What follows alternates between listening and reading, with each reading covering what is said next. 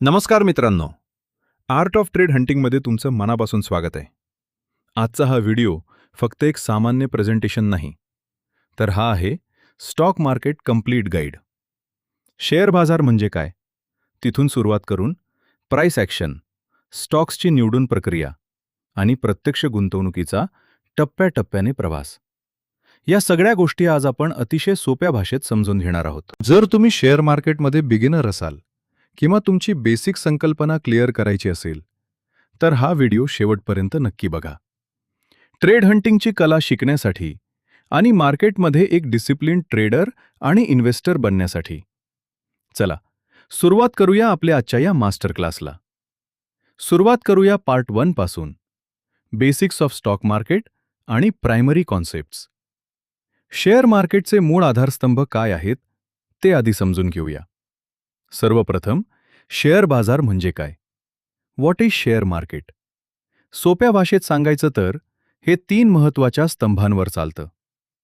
पहिली गोष्ट, financial platform. Share बाजार हे एक असं अधिकृत ठिकाण आहे जिथे लिस्टेड कंपन्यांच्या शेअर्सची खरेदी आणि विक्री केली जाते. दुसरी गोष्ट, कॅपिटल रेझिंग. कंपन्यांना जेव्हा त्यांचा बिझनेस एक्सपांड करायचा असतो, नवीन प्लान टाकायचा असतो, तेव्हा ते पब्लिक गुंतवणूकदारांकडून फंड्स किंवा भांडवल उभारणी करतात. आणि तिसरी, सर्वात महत्त्वाची गोष्ट, रेग्युलेटरी सेफ्टी, सेबी.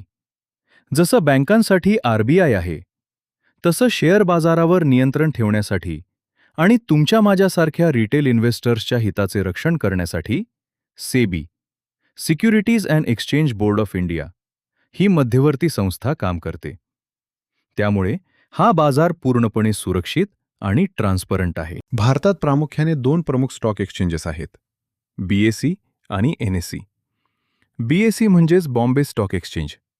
हा आशियातील सर्वात जुना स्टॉक एक्सचेंज आहे, ज्याची स्थापना 1875 मध्ये झाली होती. याचा बेंचमार्क इंडेक्स आहे सेन्सेक्स, ज्यामध्ये देशातील टॉप 30 मोठ्या कंपन्यांचा समावेश असतो. दुसरीकडे आहे एनएसई, नॅशनल स्टॉक एक्सचेंज. 1992 मध्ये सुरू झालेलं हे भारतातील सर्वात मोठं आणि मॉडर्न डिजिटल एक्सचेंज आहे. याचा प्रमुख निर्देशांक आहे निफ्टी 50, जो भारतातील टॉप 50 कंपन्यांची परफॉर्मन्स दाखवतो. आता वळूया मूळ प्रश्नाकडे. शेअर म्हणजे नक्की काय? What is a share? जेव्हा तुम्ही एखाद्या कंपनीचा एक शेअर खरेदी करता, तेव्हा तुम्ही त्या कंपनीत युनिट ऑफ ओनरशिप म्हणजेच छोटा मालकी हक्क मिळवता. कंपनी जसजशी प्रगती करते, तिच्या प्रॉफिट्समध्ये वाढ होते, तसतशी तुमच्या शेअरची किंमतही वाढते. इतकंच नाही, तर कंपनी आपल्या नफ्यातील काही भाग डिव्हिडंड, लाभांश म्हणून थेट तुमच्या खात्यात जमा करते. म्हणजेच शेअर हा केवळ कागद नाही, तर तो तुमच्या भांडवलाचा कंपनीतील खराखुरा वाटा असतो. पण मित्रांनो, शेअरची किंमत नक्की कशी ठरते?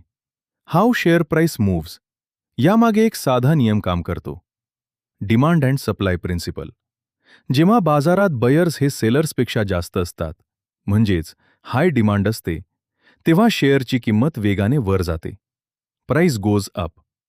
याउलट जेव्हा सेलर्स हे बयर्सपेक्षा जास्त असतात, म्हणजेच हाय सप्लाय असतो, तेव्हा किंमत खाली येते, प्राइस गोज डाऊन.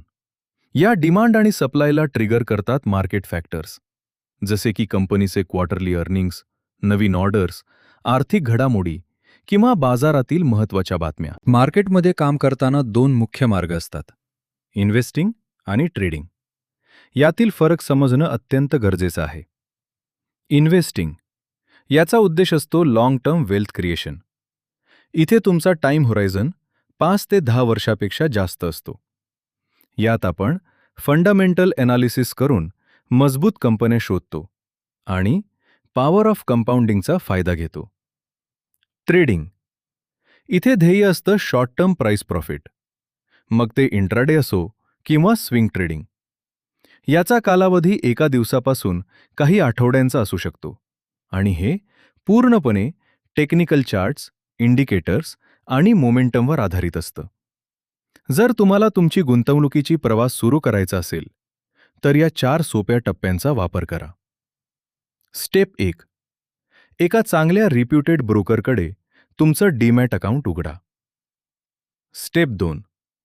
अंधाधुंद पैसे न लावता कंपन्यांचा रिसर्च आणि फंडामेंटल्स तपासा. स्टेप 3. थेट मोठा धोका न घेता SIP किंवा इंडेक्स फंड्सद्वारे लहान सुरुवात करा. स्टेप 4.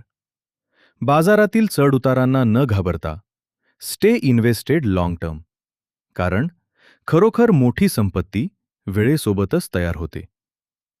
नवीन गुंतवणूकदारांनी हे 4 सुवर्ण नियम नेहमी लक्षात ठेवावेत. 1. No unverified tips. Social media किंवा टेलिग्राम चॅनल्सवरील टिप्सवर डोळे झाकून विश्वास ठेवू नका. स्वतःचा अभ्यास सर्वात महत्त्वाचा आहे. 3. Risk capital only. दैनंदिन गरजांचे पैसे सोडून जो अतिरिक्त निधी सरप्लस कॅपिटल आहे तोच बाजारात गुंतवा. 4. Continuous learning. P/E ratio, revenue growth, ROCE आणि मार्केट कॅप यांसारख्या बेसिक गुणोत्तरांचा नियमित अभ्यास करा. चला तर मग, आता आपण शिकलेल्या संकल्पना एका रिअल लाईफ उदाहरणावरून समजून घेऊया. Stock analysis case study. Tata technologies. Tata tech ही कंपनी जागतिक पातळीवर ऑटोमोटिव्ह आणि एरोस्पेस सेक्टर्सना इंजिनिअरिंग, रिसर्च आणि डेव्हलपमेंट ER&D सर्व्हिसेस पुरवणारी अग्रणी कंपनी आहे. टाटा मोटर्स आणि JLR सोबतची यांची स्ट्रॅटेजिक इकोसिस्टम या कंपनीला सातत्यपूर्ण डिमांडची हमी देते. फायनान्शियल रेशोज तपासायचे झाले तर मार्केट कॅप 35,200 कोटी रुपये, mid cap category. Debt to equity 0.00, म्हणजेच ही पूर्णपणे डेट फ्री कर्जमुक्त कंपनी आहे. ROC 15.5%, जो एक उत्तम रिटर्न रेशिओ मानला जातो. P/E रेशिओ 64.1, जो दाखवतो की स्टॉक सध्या थोड्या व्हॅल्युएशन प्रीमियमवर ट्रेड करतोय. आता मला तुम्हा सर्वांना काही महत्त्वाचे प्रश्न विचारायचे आहेत. 1. Portfolio check. तुमच्या पोर्टफोलिओमध्ये सध्या टाटा टेकचा स्टॉक आहे का, की तुम्ही नवीन एंट्रीचा विचार करत आहात? 2. Time horizon. या स्टॉकबद्दल तुमचा व्ह्यू शॉर्ट टर्म ट्रेडिंगचा आहे की लाँग टर्म इन्व्हेस्टमेंटचा? 3. Valuation check. सध्याच्या किमतीनुसार हा स्टॉक तुम्हाला फेअरली प्राइस्ड वाटतोय की ओव्हर व्हॅल्यूड? 4. सपोर्ट आणि रेझिस्टन्स. चार्टवर तुम्हाला कोणता मुख्य सपोर्ट किंवा रेझिस्टन्स लेवल दिसतोय? तुमचे उत्तर कमेंट्समध्ये नक्की लिहून कळवा. मित्रांनो, हा होता आपला stock market complete beginner guide आणि टाटा टेक्नॉलॉजीजचा फंडामेंटल ओव्हरव्ह्यू. जर तुम्हाला या प्रेझेंटेशनमधून काही नवीन शिकायला मिळालं असेल तर व्हिडिओला लाईक करा, तुमच्या मित्रांसोबत शेअर करा आणि अशाच सखोल स्टॉक विश्लेषणासाठी आपल्या आर्ट ऑफ ट्रेड हंटिंग चॅनलला नक्की सबस्क्राईब करा. तुमचे प्रश्न आणि अभिप्राय खाली कमेंट बॉक्समध्ये नक्की लिहा. भेटूया पुढच्या व्हिडिओमध्ये. धन्यवाद आणि हॅपी इन्व्हेस्टिंग.